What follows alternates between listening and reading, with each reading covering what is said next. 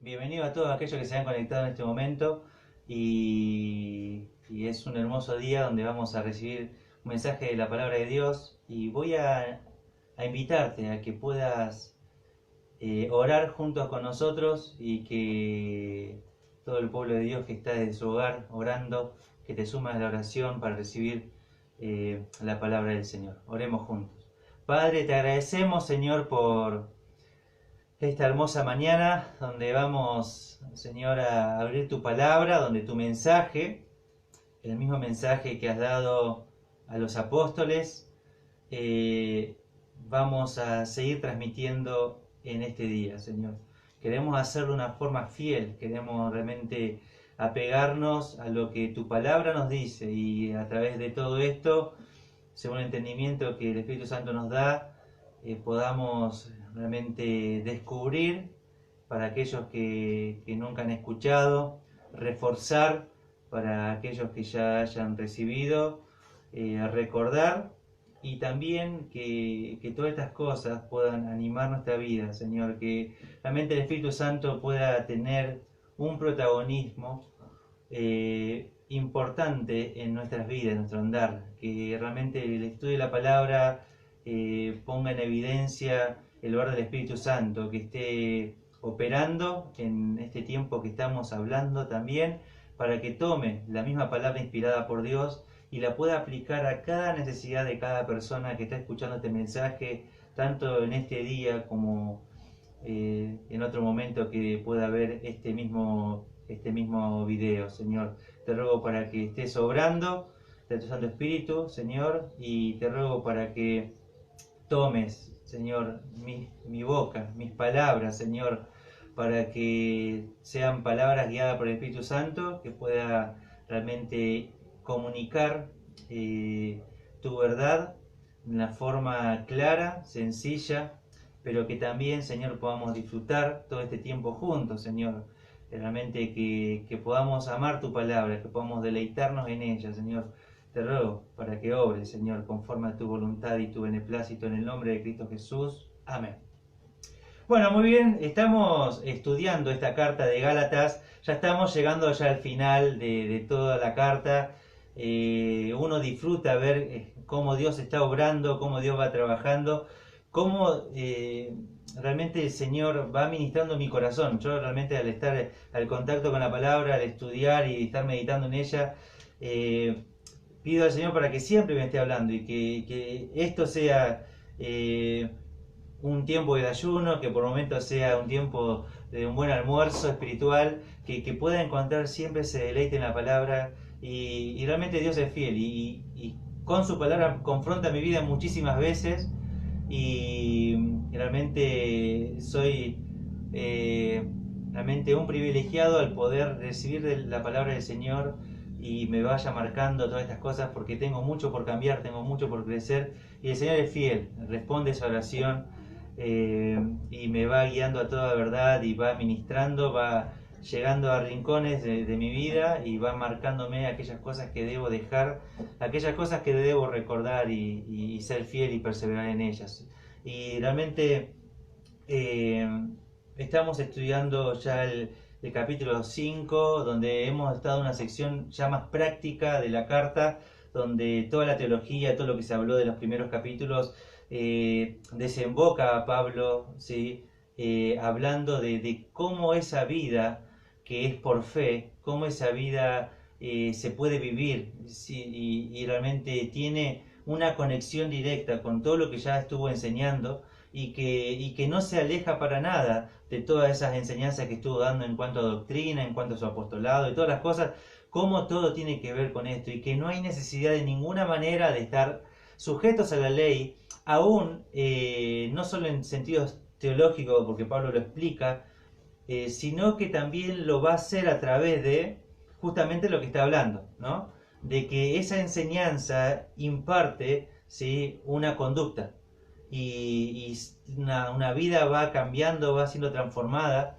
Y estábamos hablando la enseñanza pasada sobre las obras de la carne, todo, las manifestaciones de la obra de la carne, que se ponen en evidencia. Entonces, Pablo va a decir que no puede de ninguna manera un cristiano ser realmente guiado por la carne, sino que tiene que ser guiado por el Espíritu, que el Espíritu tiene que controlar su vida y que realmente no está sujeto a las obras de la carne de ninguna manera. Ya tiene el poder como un hijo de Dios de vivir en una vida nueva, en una vida transformada, regenerada. Tiene todas las herramientas. Dios le ha capacitado, nos ha capacitado de tal forma que nosotros podemos vivir como Él tuvo, ¿no? Porque el Espíritu mismo, el mismo Espíritu Santo está en nosotros y es el que produce en nosotros todo esto que la Escritura nos habla. Así que tenemos todas las herramientas para obedecerlo. Y bueno, entonces ya hablamos de las obras de la carne en plural, pero ahora vamos a hablar en singular acerca del fruto del Espíritu Santo. Bueno, cómo es el fruto, cómo se ve todo esto y cómo eso repercute también en lo siguiente, en el capítulo 6 también, que continúa hablando del tema. Voy a tener lectura de Gálatas 5:22 a 6:10. Dice así: mas el fruto del Espíritu es amor, gozo, paz, paciencia, benignidad, bondad, fe, mansedumbre, templanza. Contra tales cosas no hay ley. Pero los que son de Cristo han crucificado la carne con sus pasiones y deseos. Si vivimos por el Espíritu, andemos también por el Espíritu. No nos hagamos vanagloriosos, irritándonos unos a otros, envidiándonos unos a otros. Hermanos, si alguno fuere sorprendido en alguna falta, vosotros que sois espirituales, restauradle con espíritu de mansedumbre, considerándote a ti mismo, no sea que tú también seas tentado. Sobrellevad los unos las cargas de los otros, y cumplid así la ley de Cristo. Porque el que se cree ser algo, no siendo nada, a sí mismo se engaña. Así que cada uno someta a prueba su propia obra, y entonces tendrá motivo de gloriarse solo respecto de sí mismo, y no en otro. Porque cada uno llevará su propia carga. El que es ensañado en la palabra, haga partícipe de toda cosa buena el que lo instruye. No os engañéis, Dios no puede ser burlado, pues todo lo que el hombre sembrare, eso también segará. Porque el que siembra para su carne, de la carne segará corrupción, mas el que siembra para el Espíritu, del Espíritu segará vida eterna. No nos cansemos pues de hacer bien, porque a su tiempo segaremos, si no desmayamos. Así que, según tengamos oportunidad, hagamos bien a todos, y mayormente a los de la familia de la fe.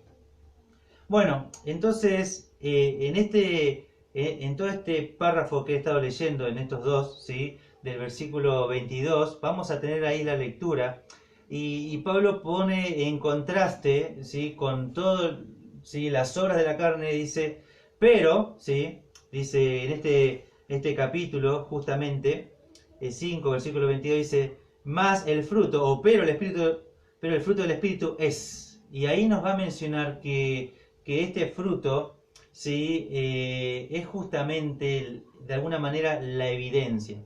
Recuerdan que el estudio pasado estuve mencionando que por sus frutos los conoceréis. O sea, su conducta, lo que se ve, es lo que pone en evidencia lo que es esa persona. Y hemos hablado en cuanto al tema, al final del capítulo del estudio anterior.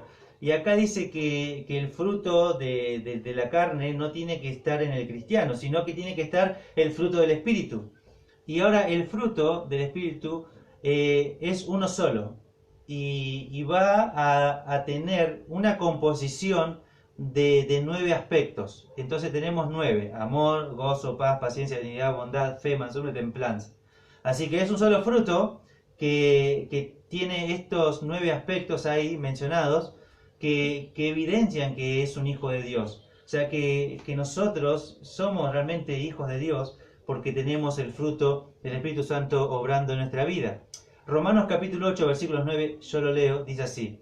Romanos 8, 9. Mas vosotros no vivís según la carne, sino según el Espíritu, si es que el Espíritu de Dios mora en vosotros. Y si alguno no tiene el Espíritu de Cristo, no es de él. Así que dice justamente que nosotros no vamos a vivir por la carne, sino que vamos a vivir según o por el Espíritu. Así que Pablo en reiteradas oportunidades va a mencionar esto justamente. Y acá está hablando acerca de este fruto del cual nosotros vamos a tratar de ir detallando, vamos a pasar por algunos y voy a tratar de citar pasajes que nos hablan de ese aspecto del fruto. En este caso voy a empezar del primero, que es el amor. Y ese amor que es caracterizado por el amor de Dios, ese amor que nosotros los cristianos mayormente solemos usar el del original, que es ágape, el amor ágape, ¿sí? El amor fraternal, que hemos hablado también de esto. Pero en 1 Corintios capítulo 13, versículo 4, nos habla de este amor de Dios, porque todo esto que menciona acá viene de Dios, no está en nosotros, o sea, solamente proviene de Él. Dice así, y cada vez que después, yo les voy a mencionar las palabras acá, es como de 1 Corintios 13, se ven esas mismas palabras, tanto hablando de las obras de la carne como del fruto del Espíritu, se las ve ahí en toda esa comparación que hace Pablo en capítulo 13, 1 Corintios, así. El amor es sufrido, y usa la palabra paciente, que es la que vamos a ver después. Así que el amor es paciente, es sufrido, soporta a las personas, es benigno. El amor no tiene envidia, y si miramos el final del capítulo 5, dice, no nos hagamos vanagloriosos, irritándonos unos a otros, envidiándonos unos a otros. O sea, que dice que el amor no tiene envidia. Y acá lo vemos acá como fruto del Espíritu también, ¿no? Obrando en el creyente. Dice, el amor no es jactancioso, no se envanece, ¿sí? Y entonces tenemos ahí, no hace nada indebido, no busca lo suyo propio, o sea, no es egoísta, no se irrita, dice. O sea, y acá tenemos el versículo que leí del versículo 26, irritándonos unos a otros. O sea, que fíjese, cuando el amor está actuando en el creyente, todas estas cosas realmente no pueden estar pasando y viéndose como pecados, porque el amor está actuando en nosotros.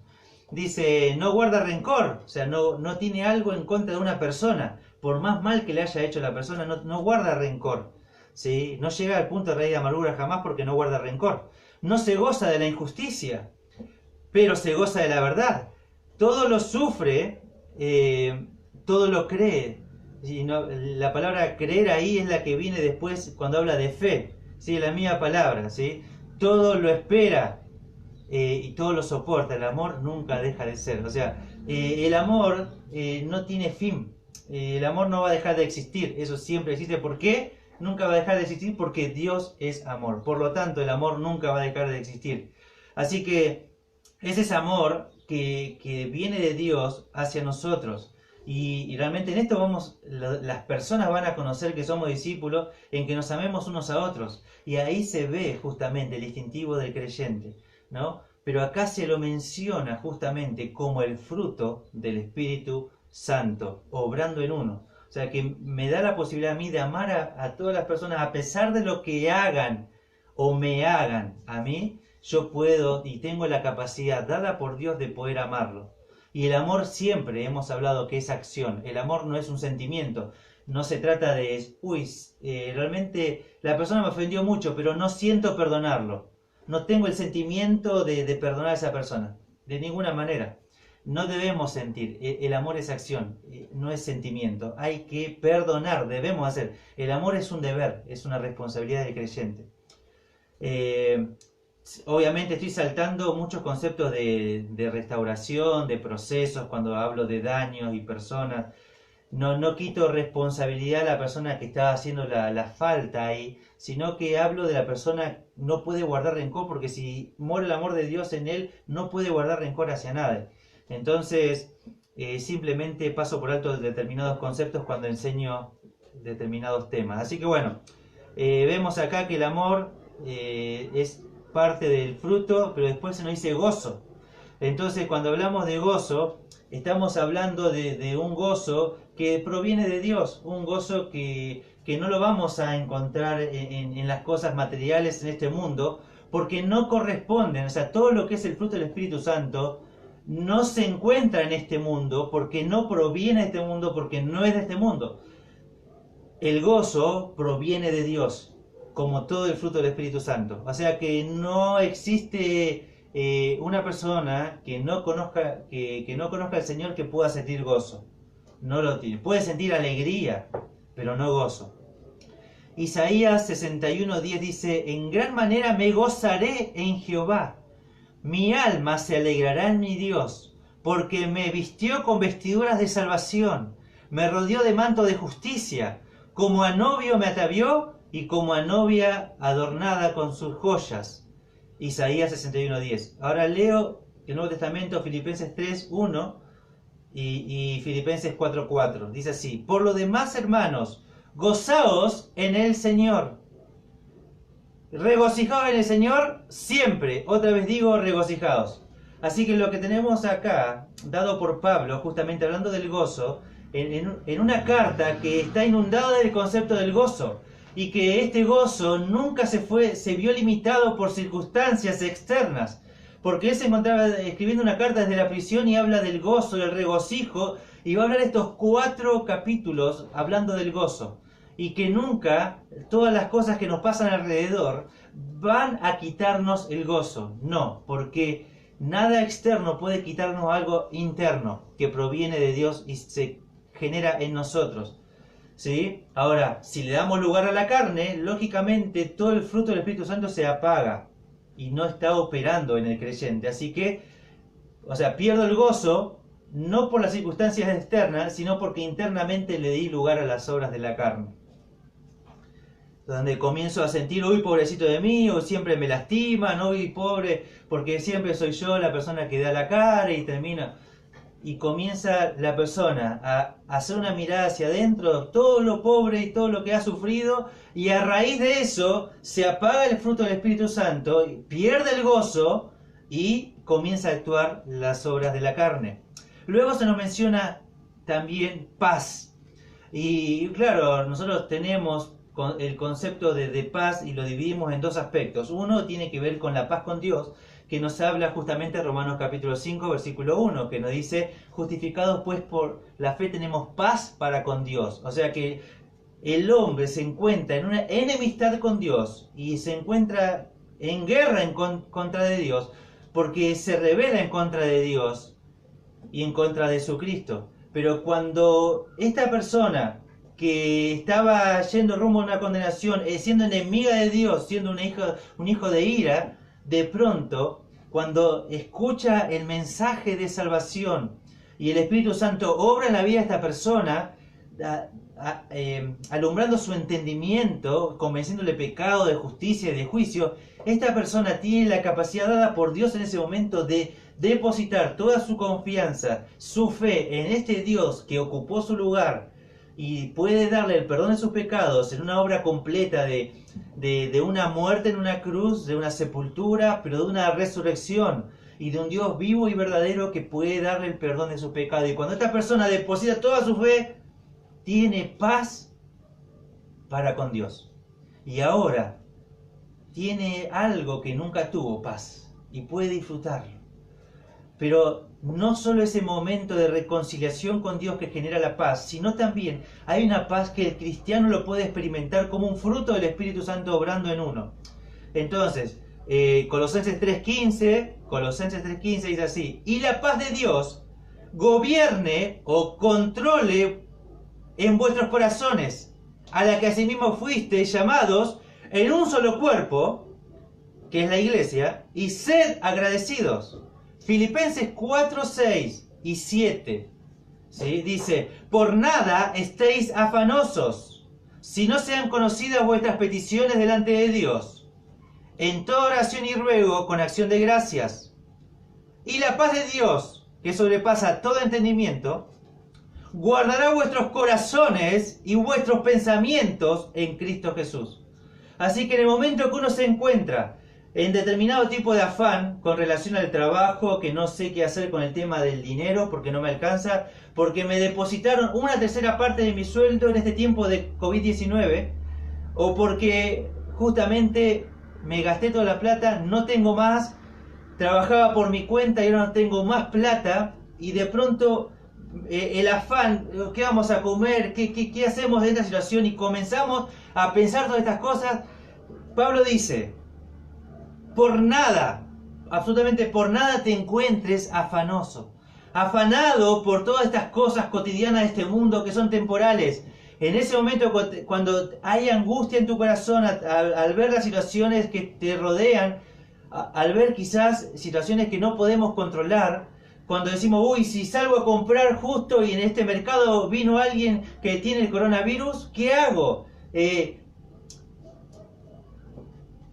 Cuando uno tiene esto en mente, lo primero que debe hacer y lo que debe continuar haciendo es lo que Pablo nos recomienda. depositarlo en toda oración y ruego y súplica. Y descansar en que Dios va a obrar. Y cuando yo hago eso, la paz de Dios, que sobrepasa todo entendimiento, dice que va a guardar y que va a proteger tanto mi corazón como mi mente, mis pensamientos, de todas esas cosas, y yo puedo ir a comprar a un supermercado disfrutando la paz de Dios. Aunque todos están ahí con temor y con miedo y con afán y angustia, uno puede ir con paz a comprar. Porque hay algo de adentro que está operando, que está generando esa paz, que descansa en la soberanía de Dios, que uno hace lo que le corresponde hacer con todos los cuidados que se nos recomienda hacer, y que Dios está en control. Entonces, tengo una paz y me voy a comprar con paz, y cuando me voy a trabajar y tengo que viajar en un colectivo, o cuando tengo que entrar a una casa a trabajar, por más que la persona no me haya dicho que tiene algún tipo de enfermedad, yo voy con paz. Yo no confío en el hombre, me puede mentir, me puede engañar, pero yo confío en mi Dios, y eso me da paz. ¿Sí? Es una paz que sobrepasa el entendimiento. La persona que dice, estás loco esta persona, ¿cómo puede ser que tenga paz? ¿Cómo esta persona que perdió un ser querido se encuentra con paz en su corazón? ¿Cómo puede pasar todo eso? No se explica por qué. Porque Jesús mismo dijo que la paz que Él nos iba a dar a nosotros, ¿sí? es una paz que el mundo no conoce. Que es una paz que proviene. Mi paz os dejo, mi paz os doy. Yo no la doy como el mundo la da, dice justamente. Así que el mundo no conoce esta paz. Entonces, como no es una paz que es de este mundo, sobrepasa el entendimiento, porque mi entendimiento solo entiende lo que hay en este mundo, y lo entiende en cierta medida porque no comprendemos aún todas las cosas creadas en plenitud, sino en ciertos aspectos entendemos cosas de este mundo a través de ciencia, a través de determinadas cosas, pero no entendemos todo en su totalidad. No la entendemos. Ahora, si aún no entendemos bien con profundidad y plenitud lo terrenal, ¿cómo vamos a entender algo que proviene de Dios? Jamás lo vamos a hacer. Sobrepasa todo entendimiento. No le demos más vueltas, no podemos explicarlo. ¿Sí? Solo entendemos que proviene de Dios y que podemos disfrutarla. Y la has experimentado, me imagino, en determinados momentos de tu vida, donde has pasado situaciones difíciles, has experimentado justamente esa paz de Dios. Luego de ver esto, que hablamos del amor, que hablamos del gozo, hablamos de la paz, hablamos de la paciencia. Dice así, esta paciencia es la palabra que también proviene de Dios, esta paciencia, y es una palabra que, bueno, se puede quizás, nosotros tenemos, los que estudiamos la Biblia y conocemos la Escritura y tenemos años en la iglesia, sabemos que hay dos palabras que se traducen al español para paciencia. La que tenemos acá, esta paciencia, tiene que ver con el soportar a las personas, ¿sí? Entonces tiene que ver con ese aguante a personas, no con la otra palabra. Se usa para tener paciencia en situaciones adversas, en situaciones difíciles, en situaciones que no controlamos. Esta paciencia es con relación a las personas, ¿sí? Así que esta paciencia que va a haber acá en nosotros tiene que ver con respecto a las personas. Y vamos a ver que nuestro Dios es un Dios paciente. Y Él quiere que nosotros tengamos esta paciencia que proviene de Él. Fíjense que 2 de Pedro, capítulo 3, versículo 9, dice: el Señor no retarda su promesa, según algunos la tienen por tardanza, sino que es paciente. Y es esta misma palabra, ¿sí?, que la misma palabra en el griego acá, paciencia, para con nosotros. Fíjense, esta paciencia está relacionada con nosotros, con la humanidad, no queriendo que ninguno perezca, sino que todos procedan al arrepentimiento. Así que en este pasaje hay una claridad de un Dios que es completamente paciente, y Dios dice que no quiere que, dice ahí, ninguno perezca, que ninguno muera en condenación. Dios no quiere eso. Dios no quiere que ninguno muera. No es su voluntad que ninguno muera sin conocerle. No es su voluntad, no es lo que Él quiere. ¿Sí? No es su deseo. Entonces, como no es su deseo, Él es que paciente. Entonces, gracias a Dios por esa paciencia que tuvo, porque yo le pude conocer y Él no vino antes a buscar a su iglesia. Y doy gracias a Dios porque Él fue paciente y no vino antes. Y yo puedo disfrutar de esa paciencia. Y que realmente este Dios paciente pasó por alto todos los pecados. Fíjense que es algo completamente maravilloso. Ahora, a la misma vez yo tengo que ser paciente con las personas. No, yo no le tengo mucha paciencia a las personas. Bueno, esta persona que dice así, anda en las obras de la carne. No tiene el fruto del Espíritu Santo obrando en él, porque el fruto nos capacita a tener paciencia con las personas. No, esta persona no cambia más. No, mi esposa siempre esto y lo otro. No, mi esposo siempre con mis hijos termina bla bla bla. No es paciente. La realidad es que nosotros por naturaleza no somos pacientes. Y en una sociedad donde te impulsan a tener todo ya, te estimulan a no ser paciente y a tenerlo ya. Por lo tanto, todo el sistema de este mundo te lleva a no tener paciencia, a querer ya todo. Y que si uno manda un mensajito de texto, uno ya quiere que le contesten. Que si le manda un mensaje de WhatsApp o de Facebook, la persona ya quiere que le conteste.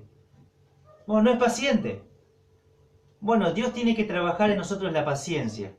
Porque quizás te toca un jefe de trabajo que realmente hace trabajar tu paciencia. O quizás vos sos el que le generás, ¿sí?, paciencia a ese jefe. O realmente, quizás un padre con su hijo no es paciente. Y bueno, realmente la Escritura nos desafía a que nosotros debemos ser pacientes. Y que eso debe estar en nosotros. Eso es parte del fruto. Y cuando no lo tenemos, está obviamente trabajando la carne. Así que bueno, tenemos esta palabra acá de paciencia.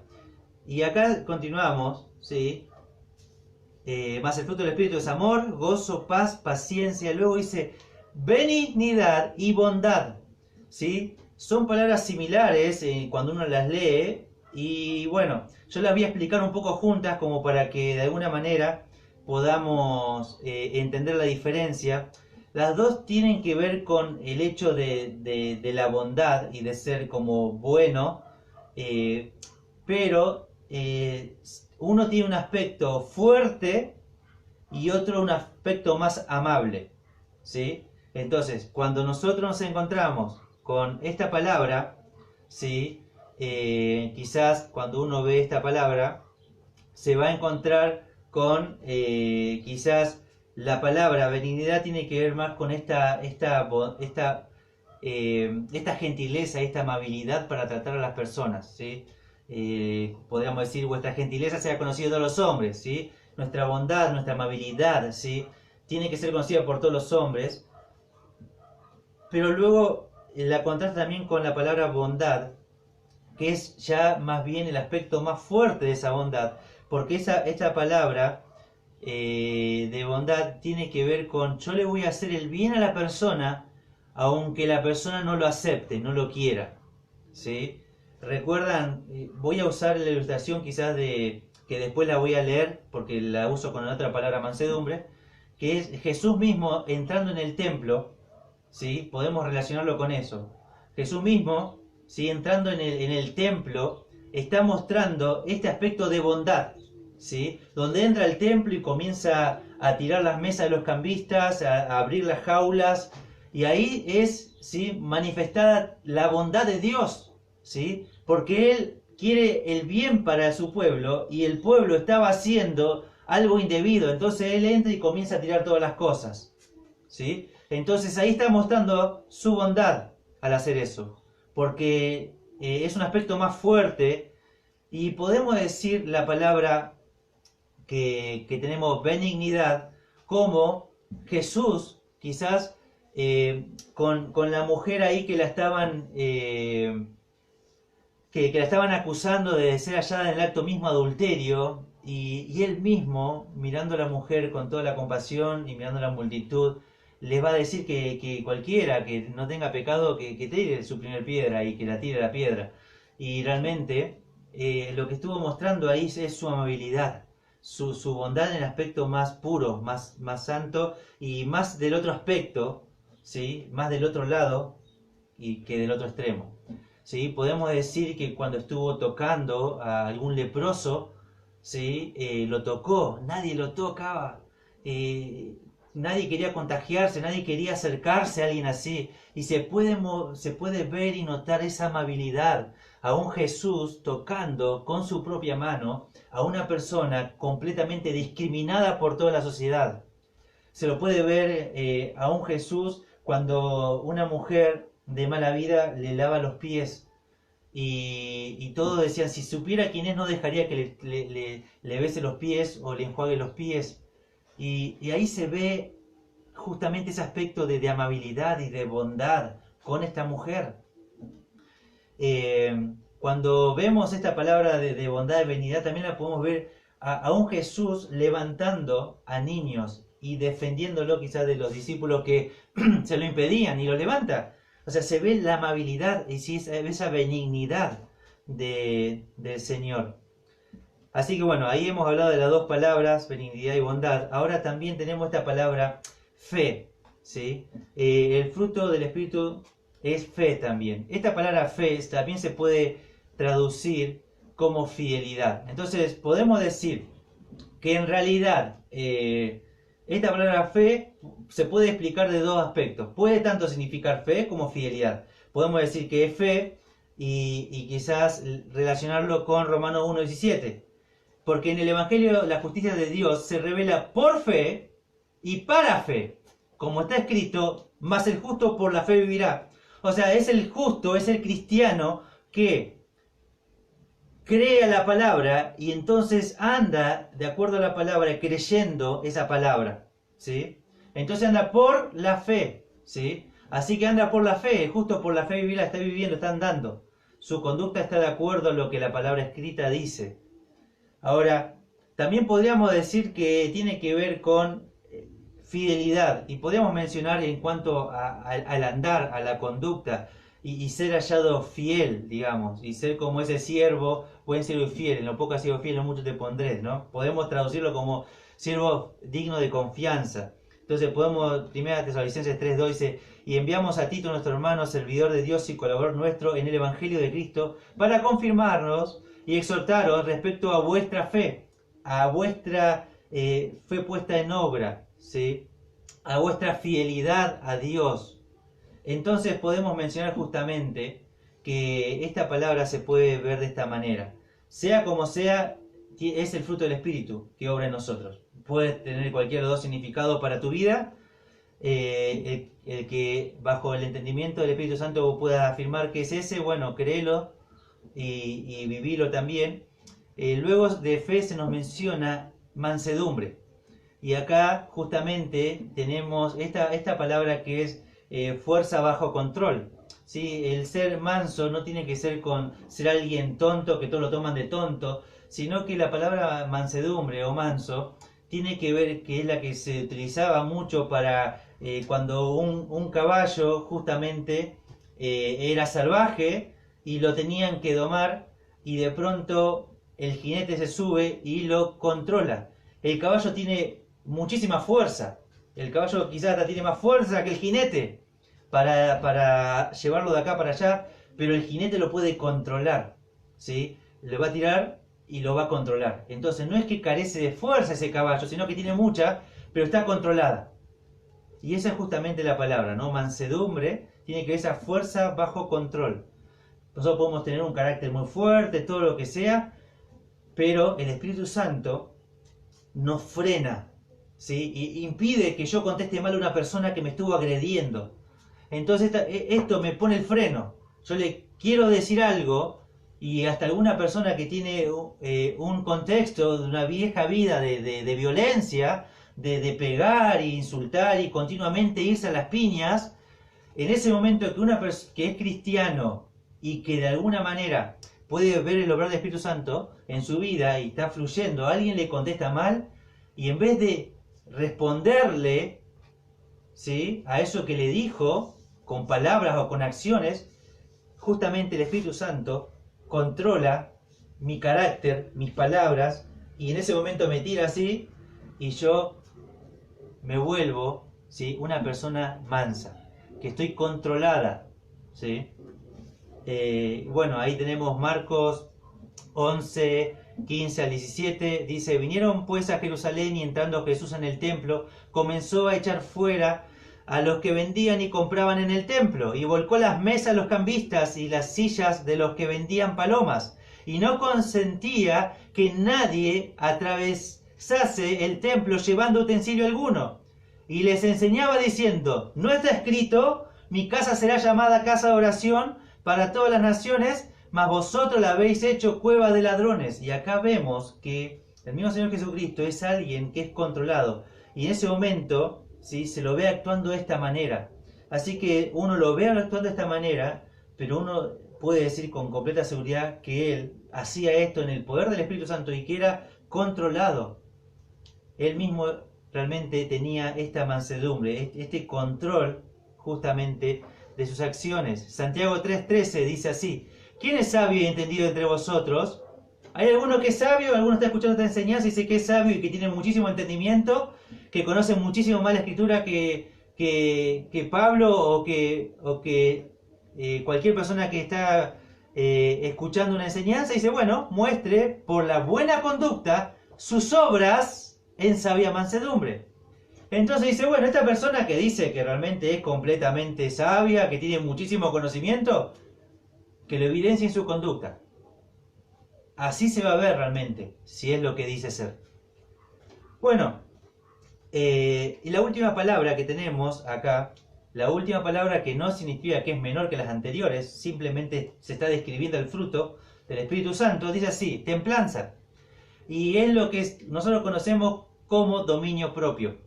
Entonces, fíjense que Mateo capítulo 4, versículos 1 al 4, bueno, tenemos ahí la tentación al Señor, a Jesús, la tentación a Jesús dice así: entonces Jesús fue llevado por el Espíritu, Mateo 4:1, Jesús fue llevado por el Espíritu, y vuelvo a leer: Jesús fue llevado por el Espíritu al desierto.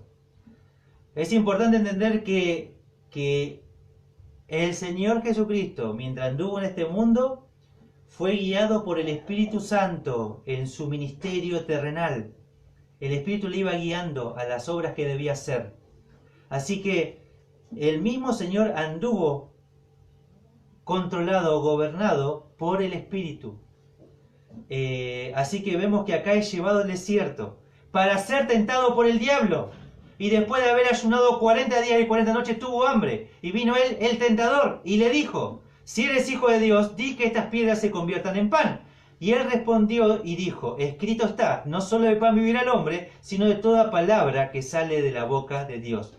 Así que observen ustedes acá, el mismo Espíritu lo está guiando, lo lleva hasta un lugar. En este mismo lugar, después de 40 días y 40 noches que estuvo ayunando, su cuerpo ya estaba con necesidad física de alimento. Y eso fue algo que Satanás, el tentador, aprovechó, esa necesidad corporal, para acercarse y decirle justamente que si tiene hambre, que convierta esas piedras, ¿sí?, en pan. Y su respuesta fue clara: no solo de pan vivirá el hombre, escrito está. O sea, ¿qué es lo que está mostrando este pasaje? Que él tuvo dominio propio. Él fue controlado. Si él tuvo la posibilidad de decir que no, aunque tenía una grande necesidad. Así que, y va a ver, si seguís leyendo este capítulo, vas a ver que va a responder con dominio propio citando en la Escritura determinadas cosas. Así que él mostró que él con dominio propio pudo alejarse de la tentación, del pecado. Y es algo que nosotros debemos hacer. Que recuerden que los deseos de la carne están en nosotros y quieren actuar y se quieren poner en evidencia y va a presentarnos situaciones, el enemigo y nuestro propio pecado, la concupiscencia misma también, a querer hacer algo malo, a contestar mal, a decir algo malo, a hacer algo malo, a hacer algo indebido. Y en ese momento tenemos que realmente nosotros recordar el dominio propio, no hacerlo, no hacerlo. Sabemos que no está bien, sabemos que la Escritura nos dice que no debemos hacerlo. Entonces, justamente, tener la posibilidad de ejercitar el dominio propio. Y 2 Timoteo 1:7, ¿sí? Dice, porque no nos ha dado Dios espíritu de cobardía. ¿Qué espíritu? El Espíritu Santo, el espíritu que llevó a Jesús al desierto, el espíritu que dice que andemos por el espíritu, que el fruto del espíritu. Bueno, habla de todo esto, dice, no nos ha dado Dios espíritu de cobardía, sino de ¿qué? De poder, ¿sí? De amor y de dominio propio. Por lo tanto, el cristiano, nosotros, todos los que hemos conocido al Señor, tenemos que evidenciar el fruto del Espíritu Santo, ¿sí? Cuando digo el fruto, estoy diciendo todo esto. No alguna cosa, todo esto. No, me falta mucho. No hay excusas delante de Dios. Yo miro la lista y digo, uy, que el Espíritu Santo tiene que trabajar en el área de mi vida para crecer en esto. Pero estoy sin excusa. Estamos sin excusa. Todos nosotros debemos tener en nuestra vida el fruto del Espíritu Santo. Si vos y yo somos salvos, debemos tener el fruto del Espíritu Santo. Si nuestra vida no manifiesta el fruto del Espíritu Santo, lo más probable, ¿sí?, es que el Espíritu realmente no esté en nosotros. Así que es de vital importancia ver que el fruto esté en nosotros, trabajando, mostrando, evidenciándose, y que otros puedan gustar del fruto del Espíritu, ¿sí?, del Espíritu Santo en nosotros. Samuel Pérez Millos, ahí tomé una frase que dice así: muchas veces hablamos del Espíritu, definimos sus perfecciones, pero somos incapaces de amar a nuestros semejantes, porque el conocimiento se convierte en puro asunto intelectual en lugar de algo vivencial. Lo leo de nuevo. Muchas veces hablamos del Espíritu, definimos sus perfecciones, pero somos incapaces de amar a nuestros hermanos, porque el conocimiento se convierte en puro asunto intelectual en lugar de algo vivencial. Recuerden, la Escritura no es para llenar la cabeza. Y ese es el problema de muchos cristianos, no todos, pero de muchos, que con un conocimiento así están completamente envanecidos y van lastimando a personas y por su propio conocimiento van lastimando iglesias, ¿sí?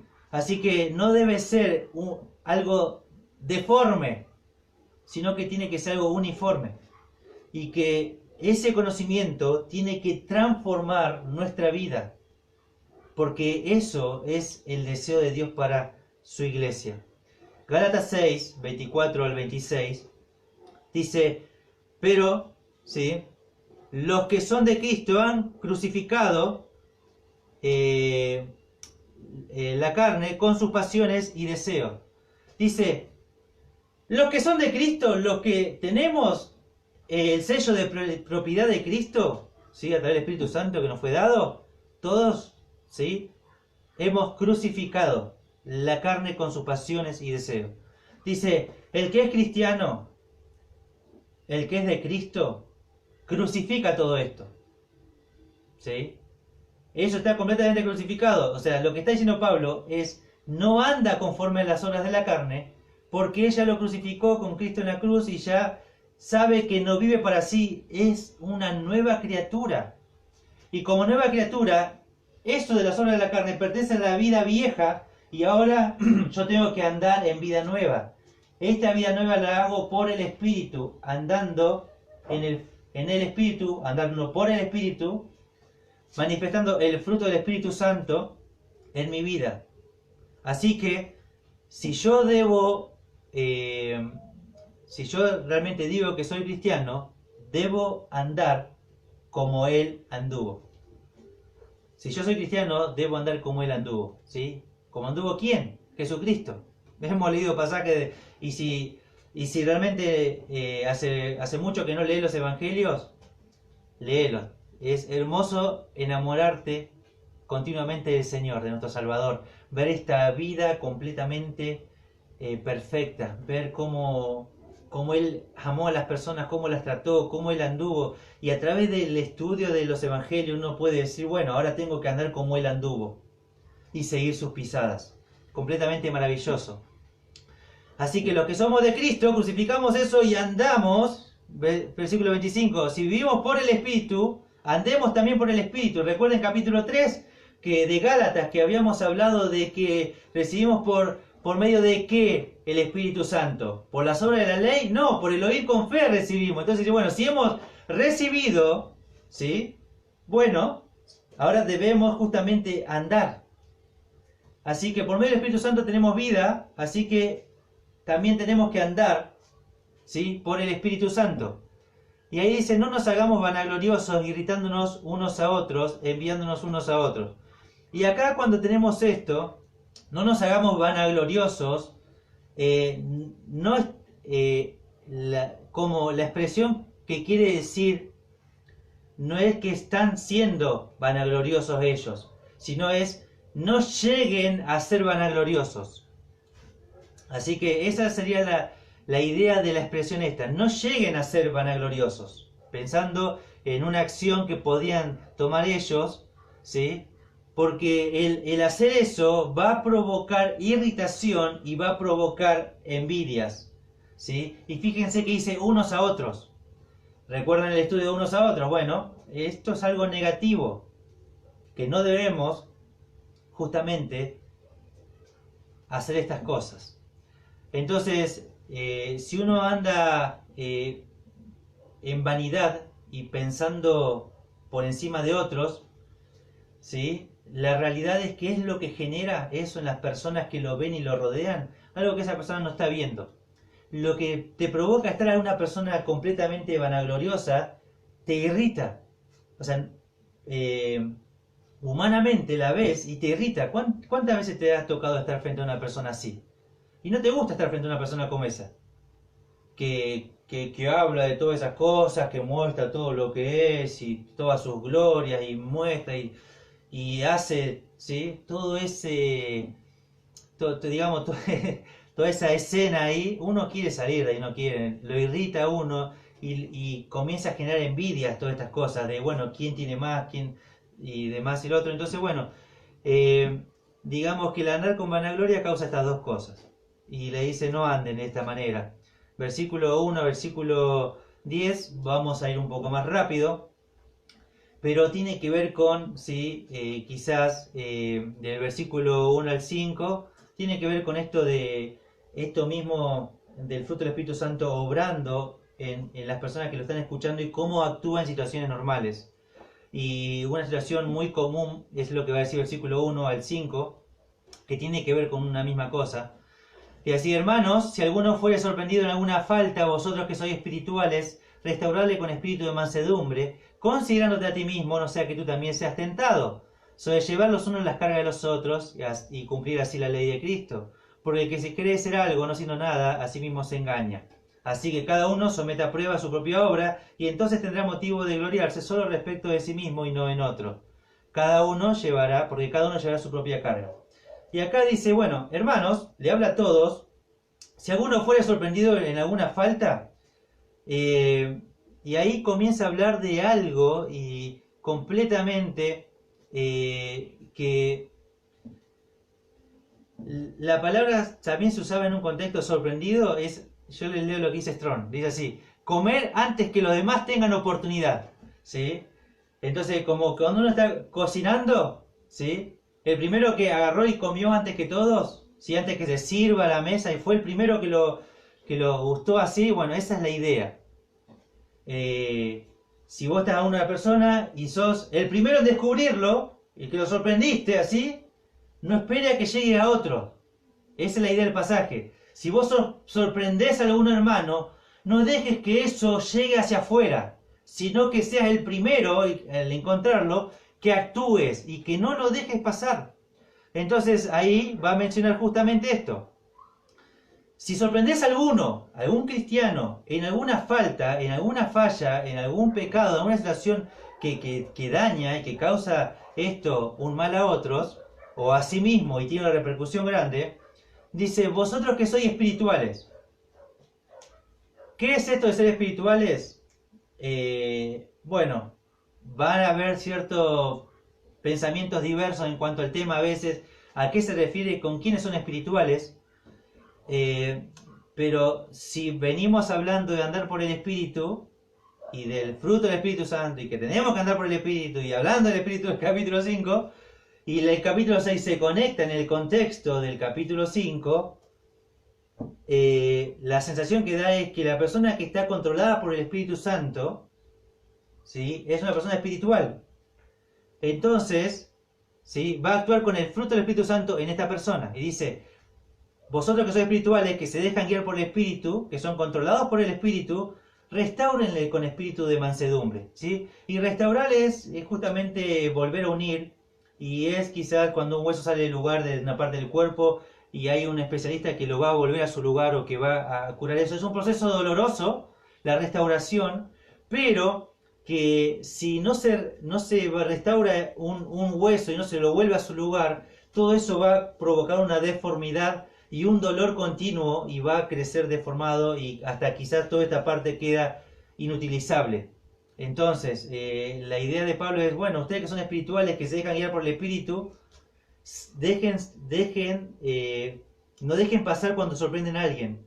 Tomen ustedes cartas en el asunto, no dejen que esto afecte a otro. Mismo vos tenés que tomar cartas en el asunto y restaurarle con el espíritu de mansedumbre. ¿Sí? Justamente la palabra que hemos visto anteriormente como fruto del Espíritu Santo. ¿Sí? La fuerza bajo control. No reaccionemos mal ni... No. Seamos una persona que controlemos, ¿sí?, justamente todo ese carácter, toda esa fuerza ahí. Y luego dice, bueno, considerándote a ti mismo. Dice, no sea que tú también seas tentado. O sea, lo que está diciendo es, nunca está el hecho de ponernos en lugar de juez y señalar a un hermano, señalar al otro, sino que dice, bueno, tanto él cayó como yo puedo caer. Yo puedo caer en cualquier momento. Yo, Daniel Guevara, puedo caer en cualquier momento y necesitaría ser restaurado. Eso es algo que cualquier persona puede estar. Entonces, no, todos estamos a un paso de arruinar nuestras vidas. Todos los cristianos estamos a un paso de que todo nuestro testimonio se vaya a la basura. Entonces, realmente debemos considerarnos nosotros mismos, no debemos creernos superiores a otros. O sea, yo como Daniel Guevara no puedo considerarme superior a vos que estás escuchando esto, de ninguna manera. Tengo que realmente considerar que yo puedo estar en tu lugar también y ser tentado y caer también. O sea, no puedo tener una... No puedo realmente ponerme en ese lugar de juez y la escritura nunca me hace permitido. Así que dice, bueno, concédete mismo, o sea que tú también seas tentado. Así que bueno, con ese espíritu, ¿sí?, sobrellevar los unos las cargas de los otros y así cumplir la ley de Cristo. O sea, de esa manera, o sea que cuando sorprendemos ahí, nos ponemos ahí, lo ayudamos a restaurar, es una carga también pesada que no se puede llevar. Cuando dice sobrellevar las cargas los unos a los otros, la carga del versículo 2 con el versículo 5 son cargas diferentes. La carga del versículo 2, la palabra carga, es un peso que me oprime y que me lleva hacia abajo y que no puedo hacerlo.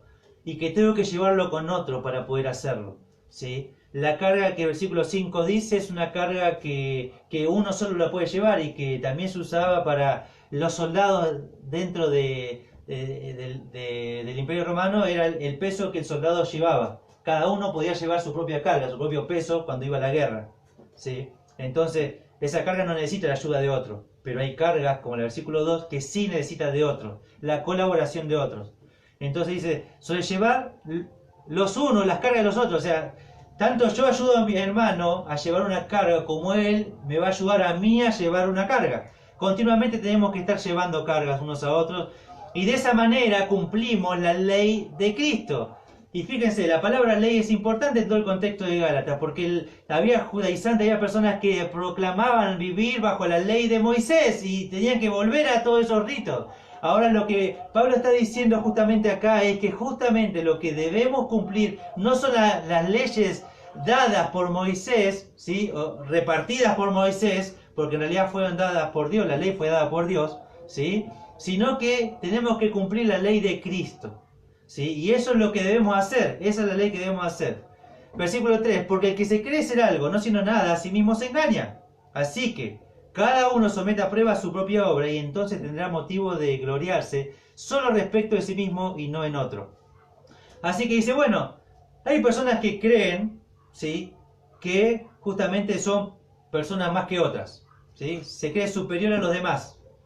Entonces Pablo dice, bueno, si vos te comparás con otro y te crees superior a él, lo que yo te digo que hagas, dice Pablo, es ponete afuera de tu vida y evalúa tus obras. Y esas obras, comparalos con vos mismo. Y si crees que te has superado y que crees que sos bueno, tenés motivo de que gloriarte. Porque te superaste, porque hiciste, pero no con respecto a otro. Así que no está la idea en el sentido de que nos debemos vanagloriar porque son las obras de la carne y no fruto del espíritu el vanagloriarnos, sino que lo que tiene que ver acá es con esa persona que se cree eso. Bueno, va a tratar justamente acá de decirle a sí mismo se engaña. Esta persona que se compara junto con otro, con aquel y con aquel, se está engañando a sí mismo. Se está engañando a sí mismo. No está siendo justo en su criterio, en su juicio. Así que justamente lo que debemos entender en todo este pasaje es que el fruto del Espíritu Santo se tiene que ver en el andar dentro del ambiente cristiano. Uno está viendo a alguien con espíritu de mansedumbre, lo tiene que ayudar, sobrellevar, no tiene que ser vanaglorioso. Y también hay una responsabilidad principal, una responsabilidad personal, quise decir, que debe llevar cada uno, su propia carga. Así que tenemos al final, ¿sí?, la última expresión que vamos a estar leyendo, que tiene que ver, versículo 6, el que es enseñado en la palabra haga partícipe de toda cosa buena de que lo instruye. No se engañéis, Dios no puede ser burlado, pues todo lo que el hombre sembrare, eso también segará. Así que dice acá, versículo 6, el que es enseñado en la palabra, haga partícipe de toda cosa buena de que lo instruye. Y cuando uno piensa en este versículo, ¿sí?, lo que puede venirse a la mente es justamente la expresión de una persona que está dedicando tiempo a alguna y le está enseñando y está hablando y le está diciendo y se toma tiempo con la palabra y piensa en invertir y hace algo por ella y bueno, hace un montón de cosas por esa persona. La persona que es enseñada, ¿sí?, que está del otro lado, que está siendo enseñada por esa persona, ¿sí?, puede tener un mal hábito. Se dirige a esa persona que está siendo enseñada. Puede tener un mal hábito, una mala costumbre de, por ejemplo, acercarse cuando necesita ayuda al que está instruyendo. Cuando está tirando un manotazo de ahogado, cuando no puede hacer nada, cuando está hundido en el pecado, cuando está peor, cuando está mal, cuando está frustrado, cuando está desanimado, cuando se encuentra de esa forma, recién ahí lo busca. Pero cuando se siente bien y cuando todas las cosas van bien, esa persona no lo busca, va hacia otro lado. Y Pablo dice, no, de ninguna manera. Eso tiene que ser una relación recíproca. Vos tenés que tanto contarle lo malo y hacerlo parte en lo malo, pero también tenés que hacerlo parte en lo bueno. En contarle las cosas buenas que te ha pasado, lo bueno que fue Dios, las buenas cosas que Dios está haciendo en tu vida, cómo Dios te está marcando con la palabra, cómo Dios te está hablando. Si tenés proyectos nuevos, deseos nuevos, la provisión, sustento de algo, compartirlo. O sea, compartir diciéndole, mirá, Dios fue bueno, obró, trajo, hizo. No está necesariamente hablando de las partes financieras o económicas que lo puede hacer parte, que puede hacerlo si quiere, no tiene ningún problema en hacerlo. Pero es mirar a esa persona, ¿sí?, que te está instruyendo y valorarla por lo que hace también y contarle lo bueno y buscarlo cuando todo va bien. Por eso dice, haga partícipe o comparta toda cosa buena. No solo algunos, sino toda, porque la persona está ahí haciendo siempre por cuando lo necesita. Bueno, también cuando la persona no lo necesita. Es cuando está bien, tiene que hacerlo parte. Y si sos de esas personas que tenés ese mal hábito, esa mala costumbre de solo buscar ayuda en alguien y usás a veces a las personas y cuando está todo bien no buscas, te animo con la palabra de Dios a que cambies esa conducta que no proviene de Dios. Versículo 7 no va a enfocarse a esa persona que es instruida, sino al que instruye o al que hace el bien, ¿sí?, hacia los demás. Y dice así, no os canséis, no os engañéis, Dios no puede ser burlado, pues todo lo que el hombre sembrare, eso también segará, porque el que siembra para su carne, de la carne segará corrupción, más el que siembra para el espíritu segará vida eterna. No nos cansemos pues de hacer bien, porque a su tiempo segaremos y no desmayamos. Así que, según tengamos oportunidad, hagamos bien a todos y mayormente a los de la familia de la fe. Y acá Pablo está diciendo, y está tratando de dar una ilustración, ¿sí?, y comparar la ley de la cosecha o de la siega, donde uno va a sembrar la semilla, por ejemplo, en una huertita en este tiempo así de tomate, y la va a regar, la va a cuidar. Al tiempo, ¿qué es lo que va a salir? Una planta de tomate. ¿Qué está recogiendo? ¿Qué está cosechando? ¿Qué está segando? Lo que sembró. Si está sembrando la semilla, ¿sí?, justamente de lo que puede ser otra cosa, lechuga, zanahoria, lo que sea, el tiempo va a dar fruto de lo que estuvo sembrando. De la misma manera, si uno va a sembrar para la carne, con las obras de la carne, lo que va a haber son las manifestaciones de la carne, la obra de la carne, que termina en corrupción, en condenación, ¿sí?, en sufrimiento, en dolor, en pérdida. Pero si nosotros nos dedicamos a sembrar siempre lo espiritual, lo que vamos a disfrutar después es el fruto de la vida eterna, ¿sí? Todo lo que está relacionado a la vida eternal, ¿sí? Todo lo que está relacionado al reino de Dios y su justicia, todo eso vamos a disfrutar, pero nos condiciona si no desmayamos. Si llegamos a desmayar, si dejamos de hacer eso, si lo dejamos de hacer, si descontinuamos eso bien que hacemos, no vamos a disfrutar de ese fruto. Entonces el desafío de la Escritura es que siempre perseveremos en hacer bien a todos dice. Y mayormente a los de la fe, a los de la familia de la fe, a los cristianos, dice. Entonces, cuando vemos esta sección, es ver cómo la persona que anda por el Espíritu se lo ve en su andar. Tanto al ser instruida y cuenta lo bueno, al estar sembrando siempre para el bien, ¿sí?, y vamos a recoger para lo bueno. Y yo lo que quiero decir es simplemente, en cuanto a esto, no nos cansemos. Muchas veces nos vamos a cansar porque hay ingratitud de la gente. A veces la gente es ingrata, la gente, uno deja de hacer muchas veces cosas para ayudar, para hacer el bien. Uno se priva de cosas, uno aún se priva de gustos, de pasatiempos, aún de su propio dinero porque hace inversiones para algún paso discipulado, para hacer esto, para hacer aquello y lo otro, y la gente es ingrata. La gente muchas veces no solo es desagradecida, sino que a veces la gente se aprovecha. A veces la gente se quiere aprovechar de cuando uno hace el bien. Muchas veces la gente se cree que somos tontos y nosotros, para que no piense que somos tontos, dejamos de hacer el bien. Puede pasar justamente que dejo de hacer el bien porque no veo fruto, porque no veo cambio en una persona. Y dejamos de hacer el bien. Nos cansamos, nos agotamos, ¿sí? Por ahí me siento que soy el único que hago el bien. Y los demás, le mando un mensaje, no contesta, no dice, no aparece. Y me canso. Y la Escritura dice, no nos cansemos, no nos cansemos.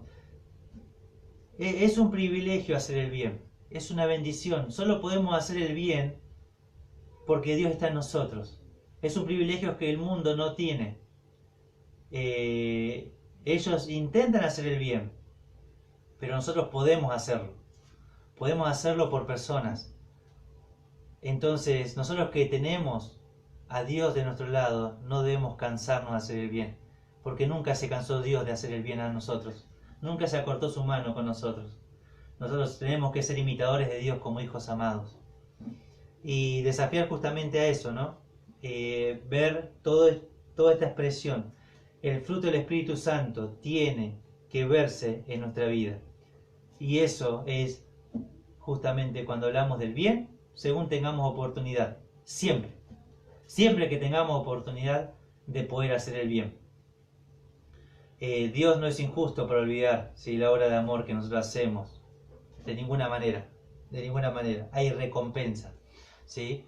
Pero debo recordar que siempre hay una motivación correcta. Colosenses 3:17.